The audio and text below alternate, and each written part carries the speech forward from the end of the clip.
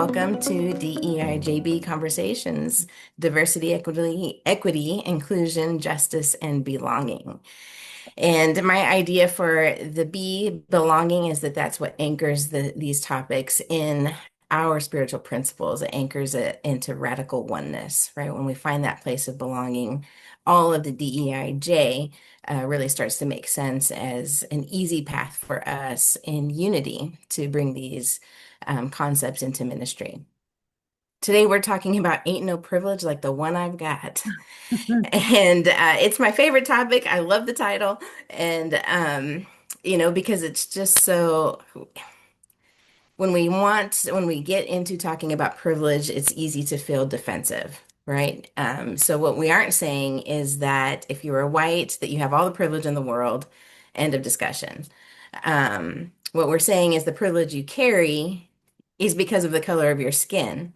But there may be other ways that you lack privilege, whether it's socioeconomic status, health status, age. There are lots of other ways, language barriers.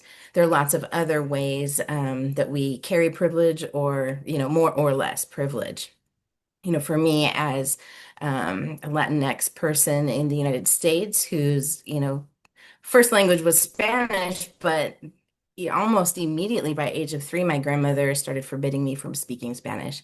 She didn't want me to have any kind of accent, which was also her thought process with raising her own children. So I don't have a Spanish accent. I have fair skin. I am documented. I am an American citizen. So in that regard, I carry a lot of privilege, even within being a Latinx. So, we're going to get into some of those nuances. Um, and what's been really near and on my mind and on my heart this morning is, kind of the things that are in the headlines right now with Nolan Wells and what's happening there in Mississippi. The young man who was left for dead on an island, and he's Black, and his 3 or 4 white friends took his phone and left on a boat, and we are not really clear yet. It's early in the investigative process as to what happened, but what we do know in this country is that that is an all too familiar story. And then there's the other headline down in Houston, Texas, I believe, where ICE shot a man who was working. He is in the process of gaining his citizenship. His kids were all born in the United States. Um, he was going to work and they shot him. Mhm. So when we talk about privilege and we're talking about the very real things that are actively happening, we don't have to go to the past in this country.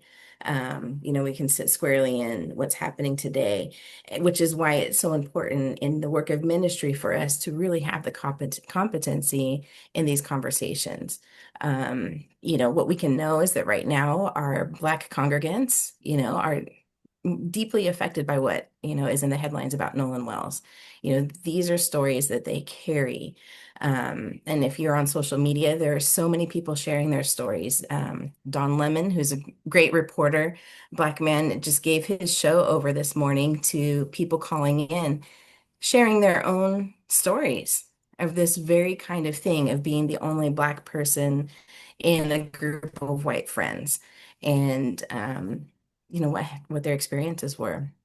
So I want to kind of give some context for that and also some space if you want to have any conversation or share any thoughts or feelings or what's up for you in that before we dive into the PowerPoint. I would just like to ask you because I had not heard about the young man, Nolan. So where do you turn for news? Mostly actually TikTok. I follow Don Okay. Lemon. Yeah.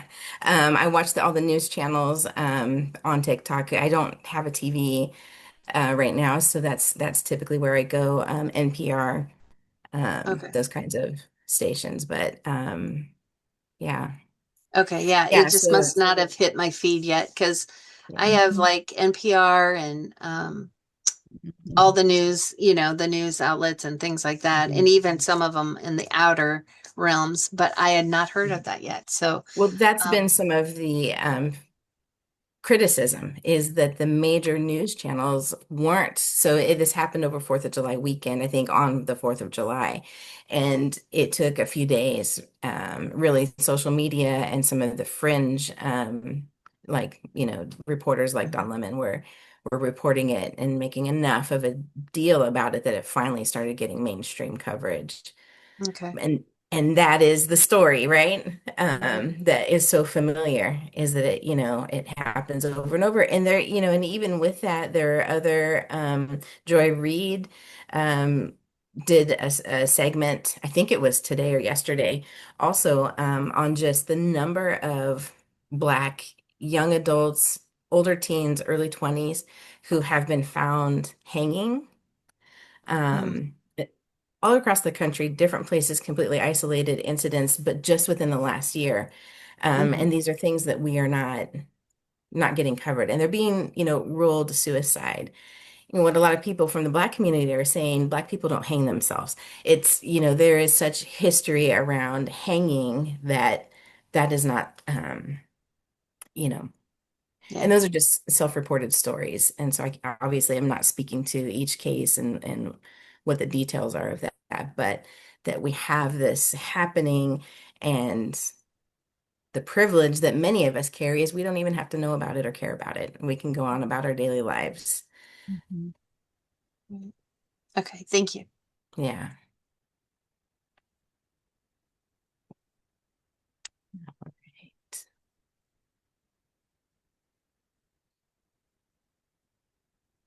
With that, we'll get started. Oh, hold on.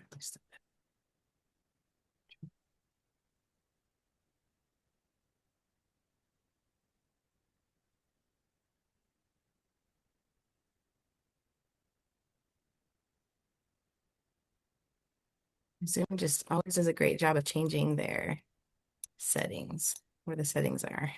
Sorry about that. Okay, there we go. Privilege like the one I've got. So we'll start with a TikTok video. Um, you always have to check your sources, right? So just because it's social media doesn't mean it's always Parents who are college graduates valid here. consistently has Oh, let me back that up. But there are lots of great content creators and lots of folks that are use it to for consistent like with parents who are assignments college for graduates. school, for like higher education, Similar, college. similar Sorry, it won't stop for playing enjoyment. there. The deaf sister has to ask. Okay, I've lost control of my screen. I'm gonna stop sharing and see if I can get that under control again. There we go. I wanted to take it. So I wanted to take a few minutes to explain what is privilege. There we go. Okay, I'm gonna try sharing again and we'll be ready to rock and roll on this. Having privilege doesn't mean that your life is amazing, easy, or perfect. Almost everyone has some marginalized and some privileged identities. Kimmel and Ferber describe the most privileged person as white, young, male, who is attractive, athletic, thin, Protestant, of average height, fully employed, wealthy, a college graduate with parents who are college graduates, consistently has access to healthcare without any mental or physical disability and never has been, heterosexual, with heterosexual parents, happily married to an attractive, thin wife without any physical or mental disabilities, father of healthy children, housed in the suburbs from the Northern Hemisphere with legal status and without debt. So that's it, right? This one dude is in privilege and everybody else is marginalized and oppressed. Not exactly. Let's take a look at a hypothetical example. There are two identical twin sisters. One is hearing, the other is deaf. They have the same family background, the same physical appearance. The only thing that is significantly different is their deaf or hearing identity. Let's say these two sisters are going to the movies together. The hearing sister has no problem ordering popcorn and buying tickets. The deaf sister has to deal with a communication barrier, people who are ignorant and sometimes rude about accommodating her needs, and once they sit down to watch the movie, the hearing sister has no barriers to her enjoyment. The deaf sister has to ask for closed captions or closed caption glasses, which movie theaters can be hesitant to provide. And this provides a different, more limited viewing experience. The hearing sister is more likely to see her life, language, and experience represented on film, while the deaf sister rarely experiences that kind of validation and representation.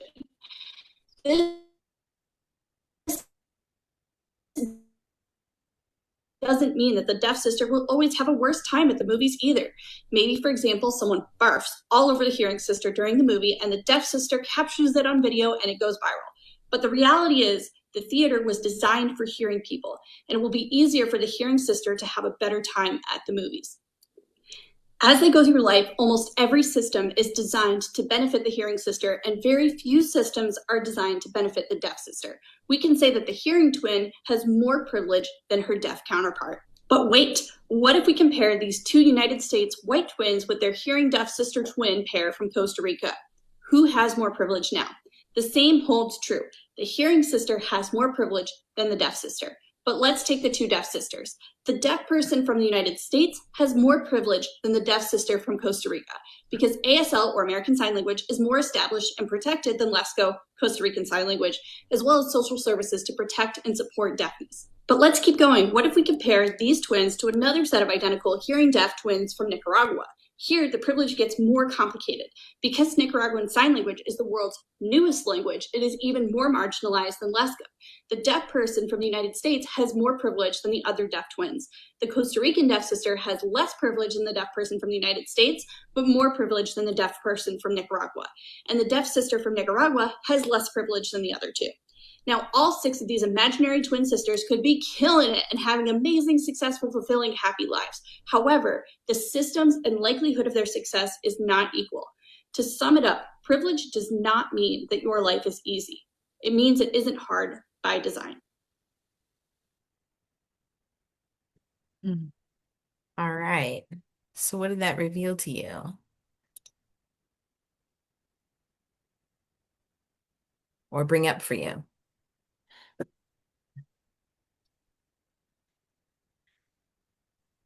Particularly in the context of ministry. I mean, just thinking about your building and the people who come into it. Yeah, Deva. Someone walking in the door deaf may not look any different than someone else. So we may just make we don't have a building, but we may just make an assumption that, oh, there's a person that it looks like this, but we don't know that. Yeah. Well, it reminds me that we had two women who came in. They were a couple and they brought in their young children, all Spanish speaking, not English speaking. They came in because their children live in the neighborhood. Well, they all live in the neighborhood, but their children wanted to come to church. So they came and the parents, the two women came to the Sunday service. They didn't understand anything, of course, because we don't have any translation. And everybody greeted them and people were super friendly to them. And they got welcome packets and all of that. And their children came back for 3 Sundays, but they didn't come back because we didn't have any services to accommodate them. We have 2 people that speak Spanish, but we don't have anything to accommodate them other than we are friendly faces. And so, we just we don't have that, and we don't have resources. We've thought about different things for Spanish speaking people. We've thought about different things for, having an interpreter for, for people, but we didn't have the resources. And I think, like a lot of people, we wait until we see a need instead of create something to create an opportunity instead. So we have that mentality of we wait, but what are we waiting for? We don't invite, so that's what it reminds me of. Yeah, yeah. And having the readiness, right? So Yeah, we're not in. an invitation, So somebody coming would not come here because there's no invitation to come here. They Right. didn't come back, and the children didn't come back after 3 weeks. Even though they were beaming and apparently are English speaking and said, told everybody they loved it. But eventually their parents couldn't keep coming and bringing them because they weren't able to really speak to anybody. Right. Yeah. So that was That's a hard. great example. Yeah. Yeah. And, and so those who are English speaking, like we don't think about it, or hearing, you don't think, think about where you're going in that terms. If you're going to have access to information, to content, to experience, you assume as a hearing English speaking person that wherever you go, it's going to serve your needs, right? Or meet your needs. Yeah, and for me, it reminded me of a lot of things that you can't see, which like, mental health and Mhm. how, you have neurodivergent people and, other people who have high anxiety or depression or, they're even diagnosed a certain, thing that especially for the neurodivergent. I mean, we've tried very hard for the kids to have, like, what are they called? Mm, the not hearing aids, but like hearing devices so that it's Mhm. not so loud for them. Mhm. Like And earmuffs, kind of. yeah, and Mhm. headphones, that's it. Mhm. And, Mhm. different things like that to help them be able to self-soothe and Mhm. be okay since they are in service with us. But as far as, adults, we don't have those types of things for adults available. Um, Mhm. and then just being, I mean, I guess I'm highly aware of it because mental health has been in my family and, all that. So I'm more aware of all of that kind of stuff. But I know that a lot of people that go here are not. And Mhm. so I think awareness is of all of the different privileges that people have and have not is just really huge. Mhm. For sure. For sure. And and it can create discomfort too when you make space for that. We've been in process of having little sort of for adults who are neurodivergent of like fidget spinners and just different, texture things. And the suggestion was made to have tables, like just two tables, so everyone else is seated theater style. And so my concern, of course, is that people who are not neurodivergent will sit at the tables because they like the tables. And then how do you, I mean, we do have space in the front row reserved for the deaf community because it positions them right in front of the interpreter for best viewing of interpreter and the platform. Um, and so we're in the process of working through how to create that space, protect it without also othering people or like you have to sit here if you're neurodivergent, how to communicate all of that. And so it's a big learning curve when you're breaking what the social norms are. Yeah. I think that's an interesting question. We have a number of people that are also neurodivergent, adults and kids. The kids, um, our volunteers are trained to deal with the kids, and the kids are identified, and the kids don't seem to have any trouble being identified and being and having special attention and help and support. So that doesn't seem to be a problem at all. The adults that we have that are neurodivergent tend to be able to take care of themselves in the ways that they need and speak to their needs. The challenge we have is if somebody doesn't speak to that need and if they're not known, that's the challenge. But what's interesting to me is that we have three new people that have spoken to me and said that they are diagnosed as neurodivergent and they have come forward and said because of the community being so welcoming, it's one of the things they have said to me pretty readily. Well, they said, I don't think you would know this about me. However, I did guess about one of them, but I don't think you would know this, but I am neurodivergent. Or one person said, I have autism and told me what level they were and so on and so forth. And said, but I feel Mhm. so good here. And so, of course, we had a conversation about what would be supportive, what would be helpful. And and so we found a way to work with that.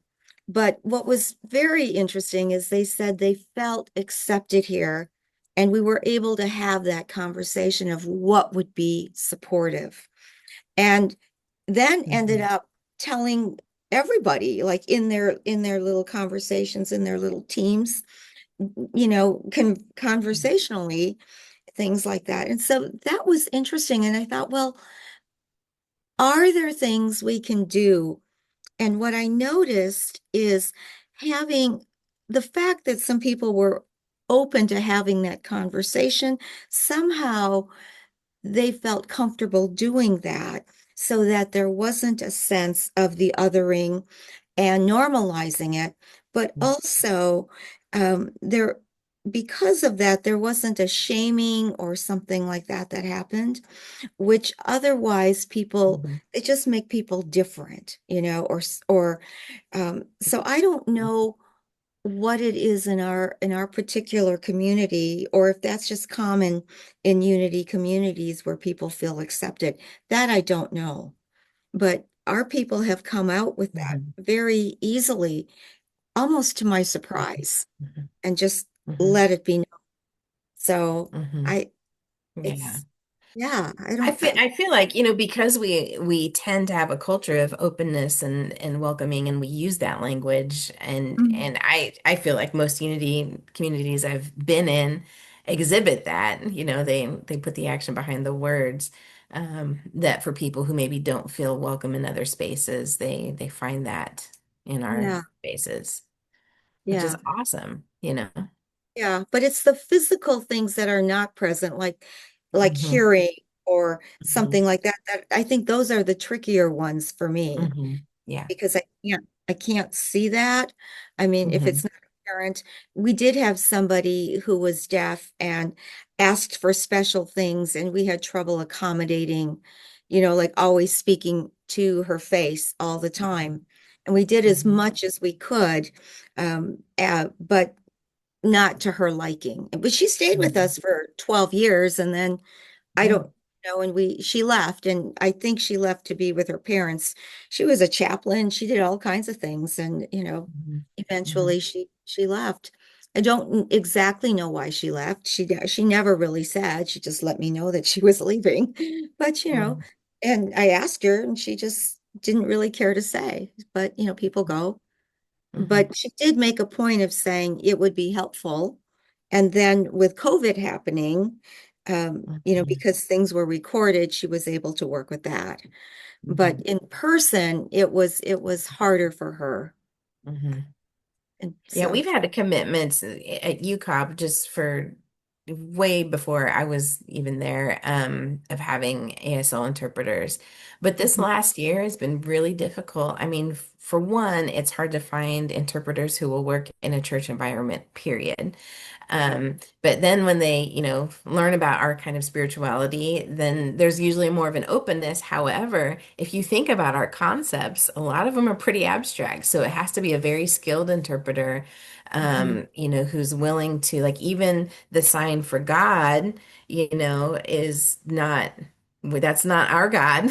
And so we've had that conversation of like what, and so we turn to the deaf folks in our community, to like, so how, it's the God within. So how do we, what's the sign for that? So there's been a lot of work in that regard. But for some reason, this last year has been very challenging and we've had several Sundays and some important Sundays like Christmas Eve where we didn't have an interpreter. And when that happens, we let the deaf community know that there's not going to be an interpreter so that they might stay home and they can use closed captions. If they show Mhm. up, we always have an extra iPad or something so that they can turn on closed captions. It's not the best because there's always a delay if you're watching, online, so you're behind what's happening in the room, and it can just create some discomfort. But alternately, we had a summer concert series, which you would think deaf folks maybe not interested in, but we've got one that's coming to this next concert next week, and so we've got that um, covered. So it's, yeah, things that you learn, right? Just the openness, when you don't have to, when you like, that's not something that I carry, so I have hearing privilege. So it's been a massive learning curve for me to really figure out what works for the deaf community, not what my assumptions are, but what actually works for them and feel supportive. Do you have many people in your deaf community? I have no people at this We point. do, we do. And that's primarily, I think, because, well, and it was a question when I came into the position with one of the questions I was asked in the interview, how are you going to grow the church? Mhm. And one thing I asked was like, where are your deaf folks? Because there was only one, and he was the son of one of the interpreters. So the only reason they had the interpreting was really for him. But there were others, but I learned in that process that part of the problem was that the skill level of the interpreter was not sufficient for most of the deaf folks. So they weren't as invested. So we changed that up and we started making sure that we had interpreters who were a higher level skill. And then they started showing up. So yeah, we've got, I would say 5 to 10.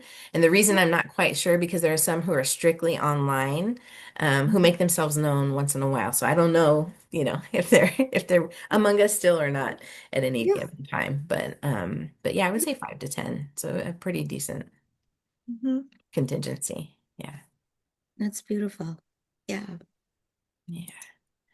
All right. Let's go back to the PowerPoint. So privilege refers to unearned access to resources as a result of a person's social group memberships. Privilege is a right or exemption from liability or duty granted as a special benefit or advantage that is at the expense of another person and or group of persons.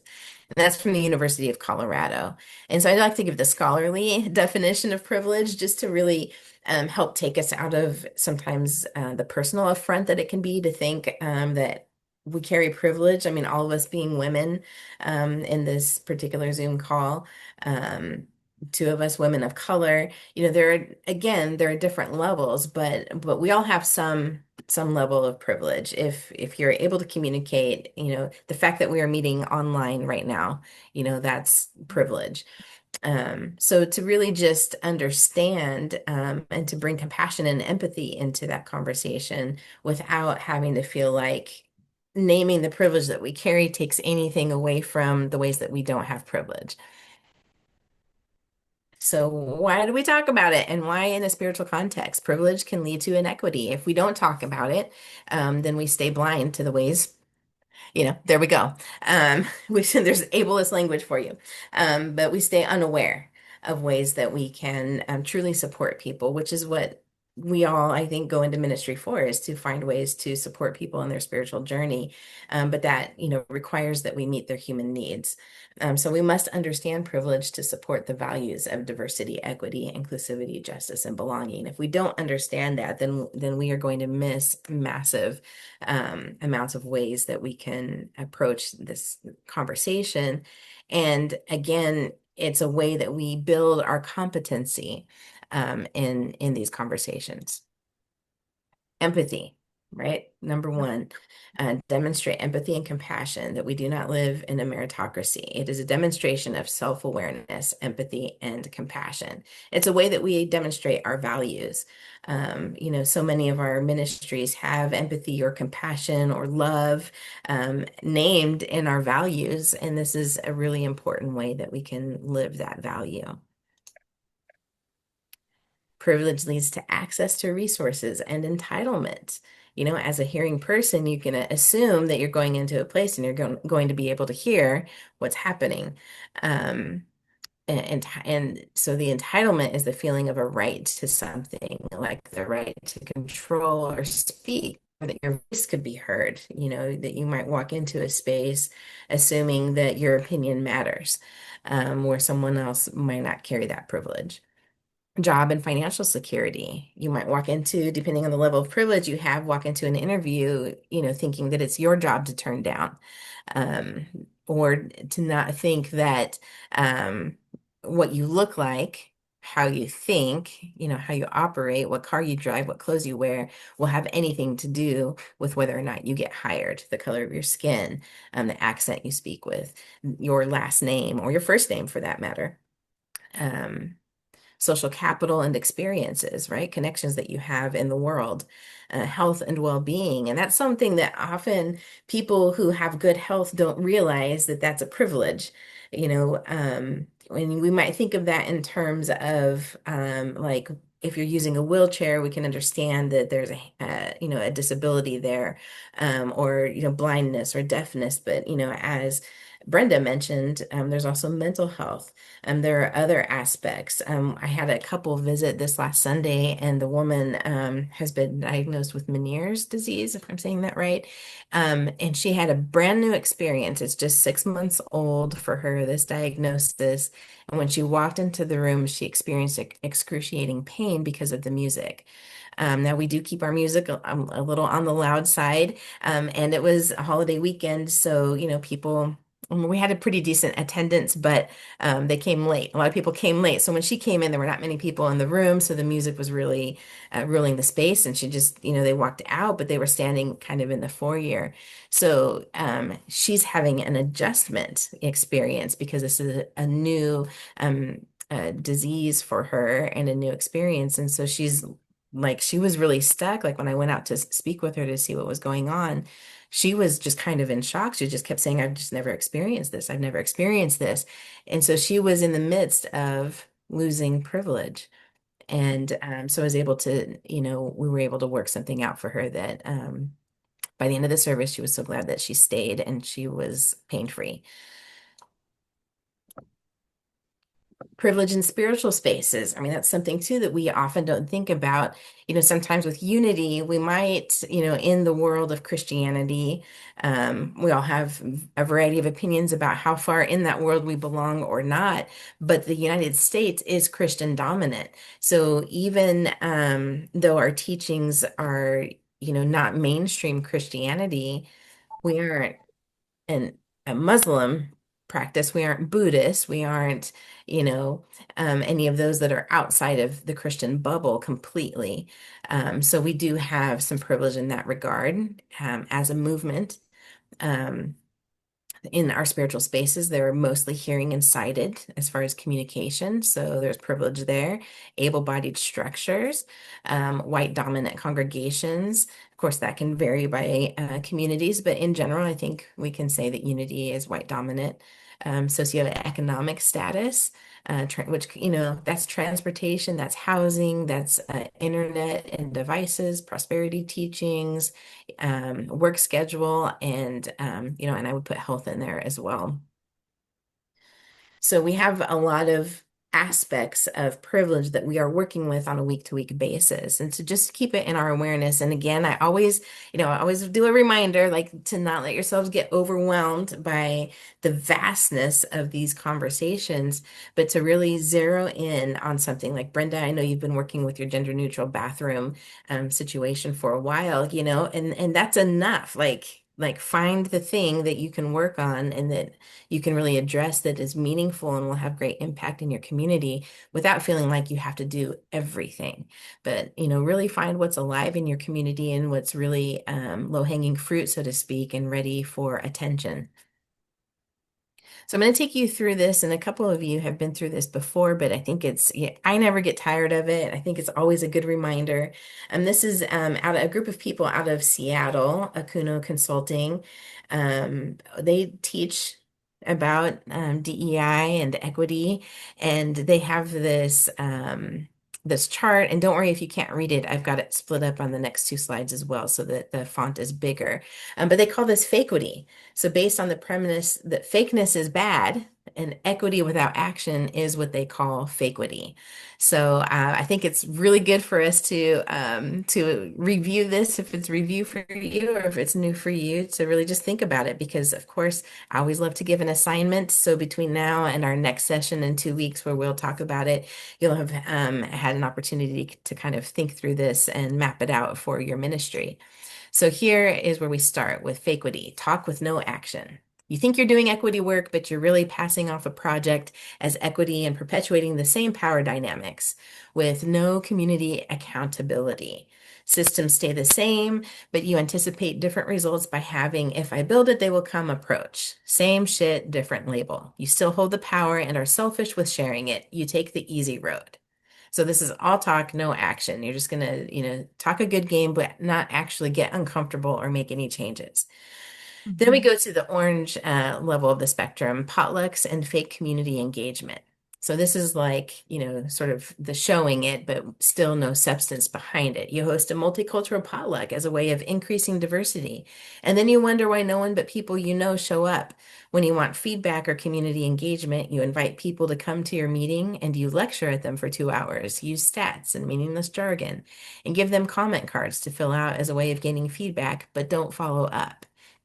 And when you're thinking about these, I don't want you just to put yourself as the minister, as the spiritual leader, in the you, but any ministry leader in your community, because they all represent your community and the structure that it holds. So really think about also your ministry leaders, which includes your board members and your lay leaders. So with the yellow, we go forks and shoes. You are a fork amongst chopsticks. You go to their place and inconvenience your schedule because you think that is what they want, but you hold on to your own customs and beliefs.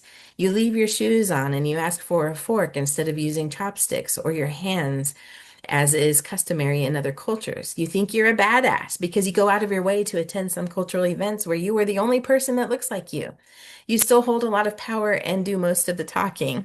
I love the sort of cheekiness that they bring into this as well, because I think it makes it more accessible and we can sort of make a caricature of ourselves, and still find ways that we can relate. Then we go to the green, awareness raisers, all the talking. You go to their place, but you at least think ahead and ask if you can bring food. Congratulations, you remember to take off your shoes and you mastered the chopsticks. However, it is still your meeting and you do all of the talking and hardly any listening. You fail to follow up and there is little to no accountability. We see this. Somebody takes a class or they have an experience and now they become sort of the self-appointed, expert of something. And what's missing from that is the self-awareness that supports the bigger picture of how that knowledge fits in. So then we go to blue, equity brave. Yeah, we start getting to where we want to be. You practice equity in your work. You are thoughtful and gracious and speak up for those that are not at the meeting. You promote equity by telling people to stop talking to you and listen to the community. You work to change policies, procedures, and systems to be more inclusive and thoughtful, but you still hold on to your seat at the table. People seek you out for too many committees. You are very good looking. And then we go to the equity champion. You play a supporting role and let communities, disproportionately impacted communities, communities of color, etc., lead. You use your position and influence to encourage accountability to the community. You open doors for others who are the most impacted. You relinquish control and know the work isn't about you. Your work drives towards action, not just talking. You have a glow about you and you smell nice. So we all want to smell nice.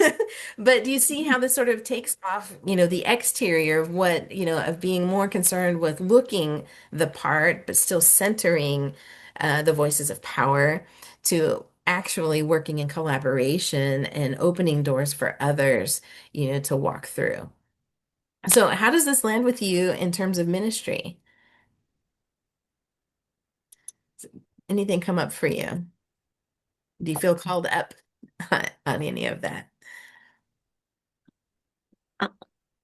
I can think of one thing that we're doing in our community, Yeah. and that is we're involved in a Northland community group. It's called Northland Defense, and it's working with a group that's a spin-off of AIR to help individuals who are vulnerable to immigration enforcement. So we have monthly meetings at our church, and we are primarily working with mutual aid. So what happens is that some of our people are involved in rapid response, and I think like maybe 24 of our people have all been trained. But we host meetings, and so they do we've had a couple trainings at our church, but we're really behind the scenes. And right now, I think we have a meeting coming up in 2 weeks to make packets and do things for other people. We've raised hundreds of dollars to help families that need support. And, of course, primarily the people that we're helping are primarily Spanish-speaking families and individuals, and we're looking to get involved with people that are being detained. But we're not looking for it to be about us. We're not looking for any big, accolades for us. We're just trying to be of support. And we recognize that we are in privilege, that Mhm. people in our church are not at risk, Mhm. but we also recognize that we are at the Northland. We are not far from Leavenworth. We are Mhm. not far from the airport, and we're highly aware of that. And we are Mhm. also very aware that we have space because we have a large church. So we've, we have some space in our community that we store backpacks, and Mhm. store things. We have space that can be used to have meetings once a month. Mhm. So we do that, but we don't make it about us. Mhm. But those are the things that we do.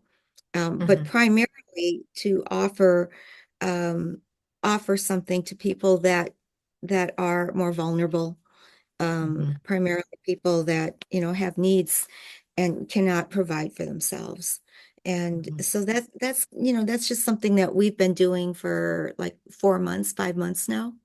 Mhm. And Well, so, and what's so like important about that too, I think, is that because you're partnering with another organization, so Mhm. you're not centering the work that your church is doing and what you have to offer. You're supporting, Mhm. other voices that are centered in that work Mhm. and helping them to succeed, right? Yeah, And even that, like that is unity, right? yeah. Yeah, Yeah. and they're just starting. I mean, the group started, but they're just starting in the Northland, but we're not saying that we have to do it but we Hmm. are, you know, Hmm. yeah. So it's just starting like that. And we're happy to do anything that they want us to do, you know. We're just Yeah. happy to do it. Yeah. And we're happy to not have to lead it and be Hmm. the name and the face of it all. We're just happy to Hmm. partner with them. Hmm. So Yeah. that's kind of been our thing. We realize Beautiful. we can't do everything, but Right. it's Right. You something. don't have to learn Spanish. You don't have to, like you don't like that's it. It's like it's so easy to get overwhelmed on what could be done. There's so much work to be done. But to Yeah. really find what's alive in the heartbeat of your community and do that really well and Mhm. consistently, Yeah. and until it's time to do something else. Yeah. Yeah. It's really So that's beautiful. one thing. Beautiful. Yeah, that's one thing we do. The other Hmm. thing is we have a drive-through pantry once a month. And Hmm. so we have cars that come at 6:30 in the morning on first Saturdays, and we start feeding people at 11 o'clock. We partner with harvesters. We've been doing Hmm. that for a couple years. And we also start feeding, we do a community-based picnic, so to speak, a meal quarterly, and we provide the whole meal and we serve the food and all that quarterly with another organization that does it. It's Hmm. called a turning point, not the turning point, a Right. turning Right. point. A turning point. And so we work with them quarterly. And so, but every month we partner with harvesters, and it's like 280 to 300 families Wow. um, once a month. And so that's something else we do because we are of privilege. Our people eat, and Hmm. our people, and I'll tell you, because I do the registrations, I know these people. We know each other, and Hmm. I've seen them. We are friends every month. We know each other by name. So, and Hmm. it's just love. It's just love and care. Yeah. So it's also privilege. We know we can create food. We can make it happen to people that are hungry. Hmm. So something we Hmm. do. Yeah, it's So beautiful. those are the two things that we do. Hmm. People Beautiful. that, yeah, those are our things, but we don't try to do everything, you Hmm. know. Those are just two things we do. And they're so important. I mean, those people who are eating that day, yeah, it's Yeah, everything, yeah, it's everything to yeah, them. Yeah. sure. Yeah. What else is coming alive for you, Brenda or Dava?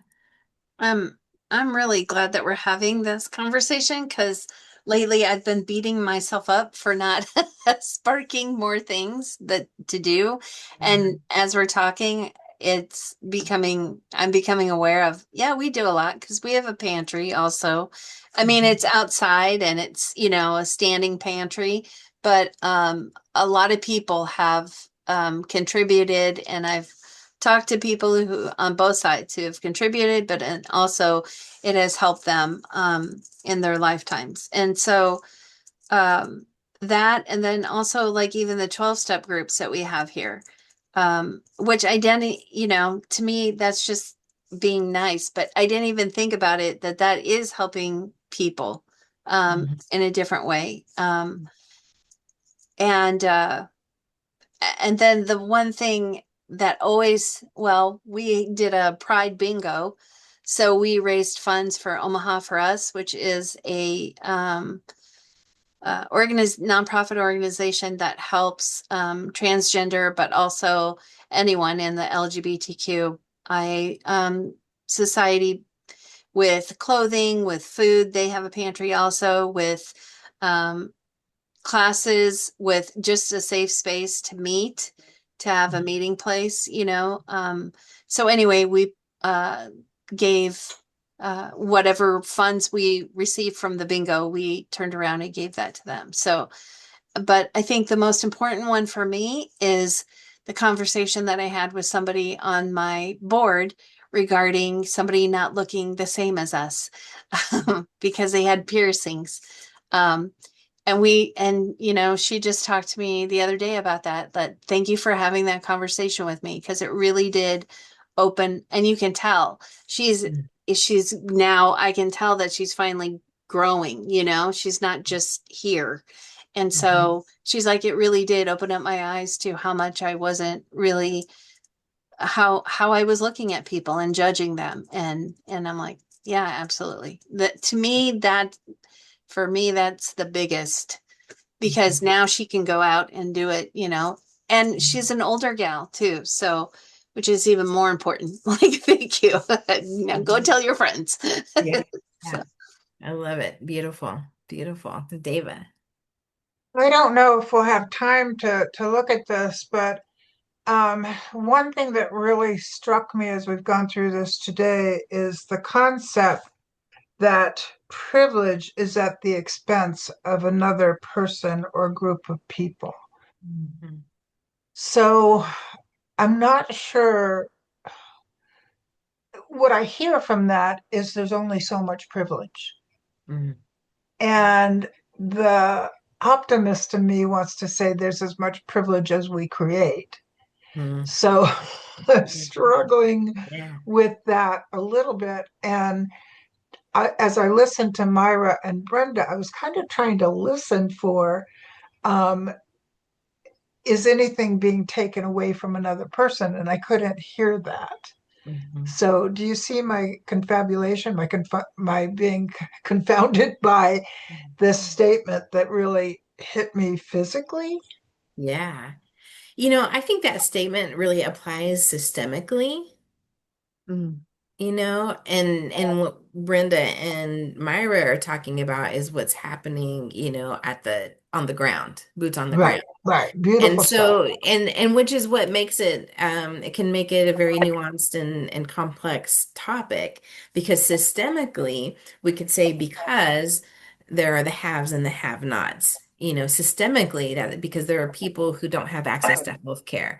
Systemically, because there are people who don't have access to food, that the fact that there is food scarcity in this country is an abomination. So systemically, um, privilege takes away from so many.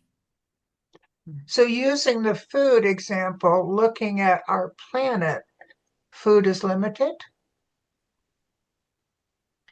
There's only enough By for. the systems that are created. So because farmers are paid not to grow, Right, right. right? So it's the wealth and those with privilege with the wealth who control who gets food or not. Okay. So your question, is food limited? 100% no. Okay. But it's the system and But the those at the systems top. of privilege, yes, that take resources, that hoard resources and take them away from and withhold them. I And mean, if yeah, something shifted about that, perhaps more people would be fed. yes, What yes, the hell do we do to shift it? right? Yeah, it's Well, distribution. and that is the boots on the ground approach. So many people that are going into core urban centers and creating gardens, vegetable gardens, teaching people how to grow their own food. I mean, I know it's happening here in Kansas City. I'm sure every metro area has something like that. But, we haven't reached a critical mass. Um, with that, because there are so many people that are holding on to their privilege, they're afraid to let it go, and I'm thinking what I have in mind when I'm saying that are, farmers who, are getting the government subsidies. And I don't say this with blame or Right. judgment, but they're holding on to their resources, right? They have And to feed their and families. they Yeah. have to feed their families. And then you have some farmers who are, getting away from big farm techniques, and they're finding ways that actually make the land more sustainable, that serve Mother Earth as well as feed people, and but that takes courage, right? It takes a willingness, and that's where I think about that, spectrum that we just went through. You have to get away from the ideas that you want to hold on to your privilege and still be really good looking. I mean, when I say that, again with the cheekiness, but really at the core, you know, So it raises the question for me personally of what is mine to do, which yeah, I'll sit yeah, on. yeah, yeah. Well, and bring that question back, in a couple of weeks, because we'll dive then, the next, of course, the next session won't be recorded. And let me just, I'll show you the last slide that I have. Well, I always end with this. Privilege is not good or bad. It's what you do with it. So we want to think about it, talk about it, and act on it. And that's where you are, Deva.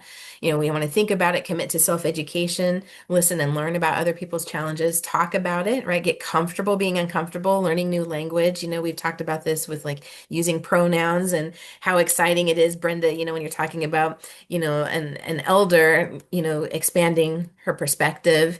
I see that too when, when the elders in the church are learning, and getting comfortable with pronouns, using pronouns.